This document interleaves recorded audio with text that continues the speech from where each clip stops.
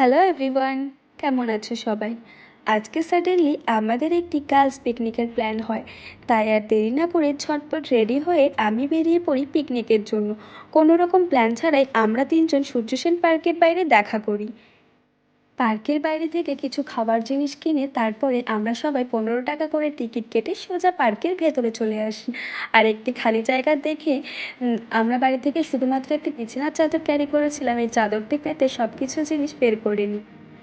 বান্ধবী মানে কিপটে আর সময়ও হাতে অনেক কম, তাই পার্কের বাইরে যা যা পেয়েছি, ফুচকা, মোমো, চিপস, কাপকেক এবং একটি পিৎজা অর্ডার করে আমরা পার্কের ভেতরে চলে আসি।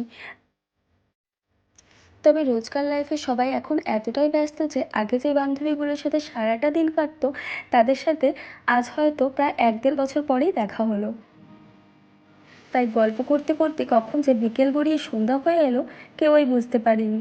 আর এদিকে আমরা তিনজনই ফটো তুলতে প্রচুর ভালোবাসি। গল্প করতে করতে কখন যে বিকেল থেকে সন্ধ্যা হয়ে গেল আর আমরাও একটিও ফটো তুলিনি, বুঝতেই পারিনি। তবে বেশ কিছু ভিডিও আমরা ক্লিক করেছিলাম, সেগুলি আজকে তোমাদের সাথে শেয়ার করছি। তবে হ্যাঁ, এক একজনের এই ছোট ছোট পাগলামিগুলো দেখে তোমরা নিশ্চয়ই বুঝতে পারবে যে আমরা এই গার্লস পিকনিকে ঠিক কতটা মজা করেছি। আর এদিকে আমি আমার ছোট্ট বান্ধবীর জন্য একটা ককটেল ফুচকা বানাচ্ছিলাম।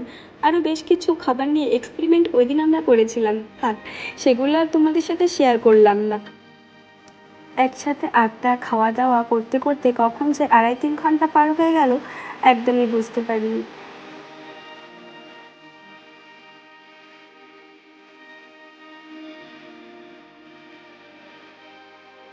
সন্ধে হতে হতেই পার্ক আস্তে আস্তে খালি হতে শুরু করলো।